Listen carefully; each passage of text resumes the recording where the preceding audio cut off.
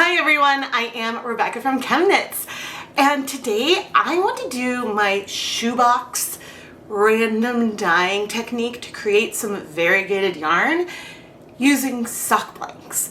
So not only will we probably end up with something nice and variegated, but we could end up with some lovely asymmetry, not necessarily a gradient, but something that will shift from colors on one side to colors on the other. Now, by shoebox technique, I'm referring to setting up a little dye bath in a plastic shoebox, pouring in some dye, letting it sit for a little bit, and then moving the yarn and seeing how the colors spread. They'll blend, things may get muddy, but usually you end up with some muted, stunning yarn. And so I'm very excited to see what we'd end up with doing this on sock blanks. Today we're going to dye 2 double-stranded Hawthorn sock blanks. Hawthorn is 80% superwash fine Highland wool, 20% polyamide. And a sock blank is a knit piece of fabric that has a loose edge. So that way when you dye it, you can unravel it to then make something else out of that yarn. But the thing with a double-stranded blank is that there's actually 2 strands of yarn that are knit together. So that way you can get a matched 50-gram pair of yarn, so you can get matched socks in whatever random pattern you use on your sock blanks. For the project I have in mind today, I do want to pre-soak these first so that way they can absorb the dye. It's okay if there's some dry patches because variation in blanks is fun, but I do want to pre-soak these for at least 30 minutes. It'll probably be a little bit closer to 45 today. You do want to take care with your edge because you could add a safety line or something to it, which would be adding like a piece of thread through all those stitches, but it can unravel. I do find though that the Knit Picks blanks stay intact pretty well through many different types of dyeing projects. So I'm going to set this aside and let's go take a look at our dyes. Today we're going to be playing with 4 different Jacquard Acid dye colors. I have 1% stock solutions of bright yellow, brilliant blue, hot fuchsia, and turquoise. These are all primaries from Jacquard's line, but we'll be blending them together, and I still, at the 11th hour, haven't decided if I'm just going to be pouring on the dyes or if I want to measure them before I pour them on. And I'm leaning to just going by feel, but I'm going to want to be careful. Because we're only dyeing 200 grams of yarn, I don't want to pour too much dye on, because if I add too much dye, well, that would be a problem. Now, these bottles each are 500 milliliter bottles. These ones are 250 milliliters. So I would say total, I'd probably have maybe around 700, 800 milliliters of dye stock total, but that's 8 grams of dye. Way too much. The reason why I'm talking about the total amount of dye that I have present in the moment is because that is a way for me to think and make sure I'm not going to add too much when I start adding dye into the shoebox. Because if I knew I only had 100 milliliters of dye left, then okay, I know we could add it all. But I definitely want to add less than 1/4 of this total amount, especially because we've got some colors in here that can be some bleeders. We can go a little bit heavier with these 2 without a worry, but we're not going to worry. We're going to go for this. We're going to have fun, and we're going to see what happens. When I pre-soaked the blanks, I left them folded up a little bit, but now I want to unfold them and sort of align it in the pan.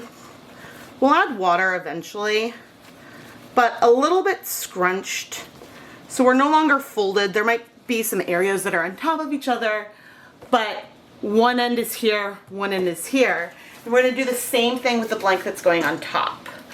Now, because I'm scrunching these separately, I believe that that'll give us some differences in this. And I haven't thought about how I'm going to take out the yarn and put it back in to lift it up. I guess I'll need to get my step stool over because I don't think I can lift this high enough. As I mentioned in the intro, one of the things I like to do is add the dyes, we'll let it sit, and then we'll remove the yarn. But I guess I could lift it like this and pick it up It'll be a little bit different than when I pick up a zip tie, but that's probably a good way to do it. So I think I'll just go there. Now, in the spirit of not measuring, I'm gonna take our pre-soak water, which was just plain water. I did not add any acid to the pre-soak. And I'm gonna fill the basin so that way our blanks are well covered. We want, and maybe I'll add a little bit more. Because what I want is when I add the dyes, I want the dyes to be able to move through the yarn. If I had it really low immersion when I poured on the dyes, they would not spread out, and we want to let them spread.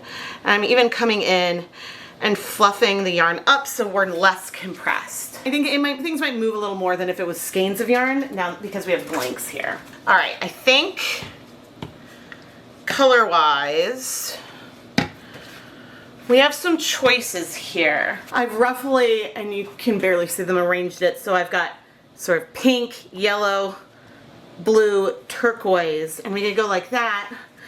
I could put the blues in the middle and the yellow and pink at one end, but I think I like this semi rainbow way. Oh man, or do I want the pink down at the other end?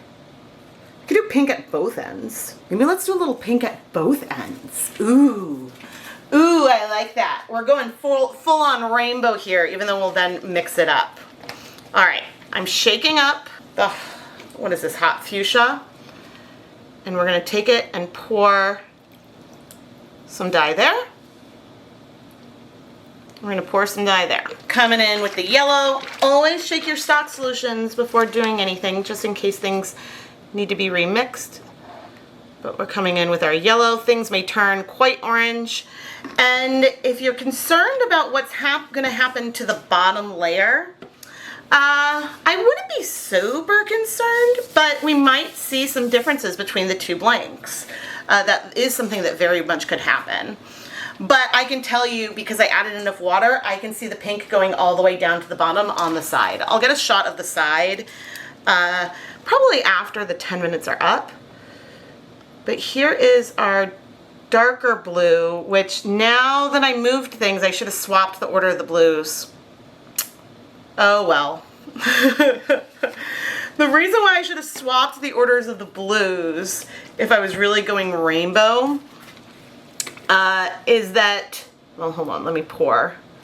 Then I'll say, that's a lot of that color. Maybe let's add a little bit more of the dark blue. I think this dark blue, by dark blue I mean brilliant blue, is a color that strikes pretty quickly. So, add a hair more yellow. All right, we're done adding dye. I'm gonna set a timer for 10 minutes, but we'll still chat. All right, the reason why I was like, oh no, I should have swapped the blues, is that if you take turquoise and add a little bit of hot fuchsia to it, you get a blue that feels a lot like this.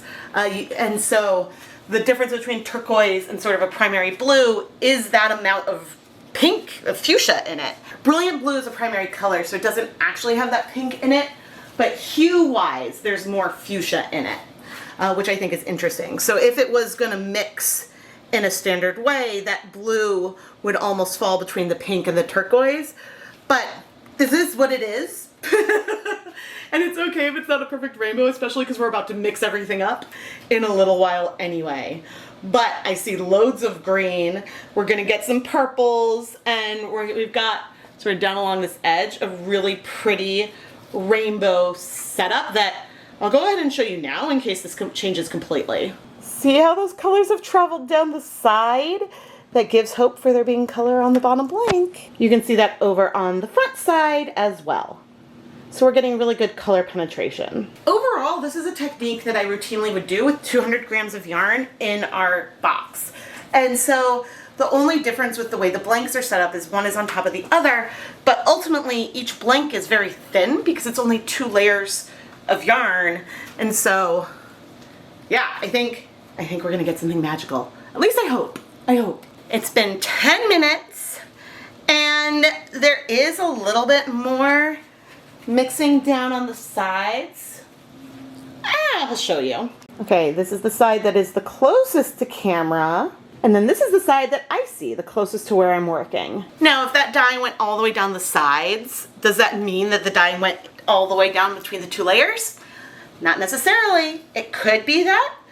It could mean that we have some resist and white patches. I actually see this really cool effect right here on the turquoise. It doesn't entirely read on camera, but it almost feels like we have some dye, a little dye on the surface of the yarn, but then you can see some white from like the resist poking through.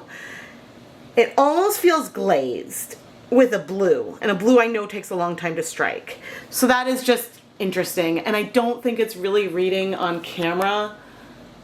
You can see a little bit in this section right here, maybe, but it's really cool. All right, we're gonna get ready to move things. I'm gonna add acid, and then we're gonna move it immediately. And the reason why I'm doing things that way is that maybe it'll help, you know, sort of, we don't want all the color to strike too fast because we want there to be color that spreads all over. But we want some of the color to sort of hit and lock in. And some may have happened already, but adding acid right before just is gonna help us keep from blending everything together completely. Okay, so we're gonna do 1, 2, 3 for now. We'll probably add more, but now I'm gonna go in and lift. Okay, and we actually have a really lovely rainbow blank. You can see we've got so much color down in there, but now I'm coming back in and sort of moving this. Okay, now all the colors look very blended, but they have not completely blended. There's a little bit more reds in the water here and a little bit more blues in the water down there. A little bit. And that's actually a little funny because I did add pink to both sides, but I guess here I'm feeling almost a little bit of purple. If you look at that top edge, you can see the way those colors shift. Okay, but anyway, I'm gonna add some more acid because I want to. 1, 2, 3, 4, and things aren't, I'm not mixing this up yet. Things will get mixed a little bit when I eventually bring this outside, but I think I'm gonna let this yarn sit on my countertop for, goodness, at least 30 minutes. It could be as much as a couple of hours, depending on how long it takes me to take some packages to the post office, because that's what I'll probably go do in the meantime. But you can see we've got this sort of like, it's a muddier rainbow, but it's beautiful. And I'm so curious to see how these will look when laid flat and how similar or different the blanks feel. But I'm excited. And you know, some of this color that's here will be preserved in the end. So I'm gonna cover it. And I guess I'll check back in when I'm about to move this outside. I mean, having it outside isn't gonna be that dramatic, but it's gonna be really hot, and so that heat of the day will help the colors bind a little bit. And so in 1 or 2 days, or when it looks like most of the water is clear, then I'll go ahead and steam set this yarn to really lock those colors into place. So I'll chat to you with you in a little bit. It's been about an hour and a half, and I'm not really doing much except just wanted to show you how things looked now. This amount of time later, I feel like, oh no, things aren't like completely mixed, but that's okay. I'm gonna take this outside and I'll see you in a couple days. It's been a little longer than I intended. It's now Sunday, but I'm not gonna look at the 2 blanks specifically. However, almost all our dye is in our yarn, and we've got this glorious muted rainbow. Oh my gosh, I still see some like yellow patches. This is so pretty. Yeah, things are muddy, but you expect that when you mix so many different colors together.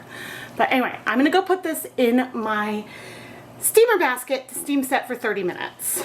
Because even though we have limited, almost no dye left here in the container, some of these colors need heat, so that way the interactions might be a little stronger, we're less likely to see bleeding and whatnot. So we'll go see that yarn in 30 minutes. It has been 30 minutes, so I turned off the heat, and I am going to remove our sock blanks, and we're going to let them cool completely so we can wash them. Let's wash our sock blanks. And I'm so curious about how similar or different they are. I think this is the one that was on top. See a lot of color coverage there. And I mean, at this first small glance, they look really, really similar. And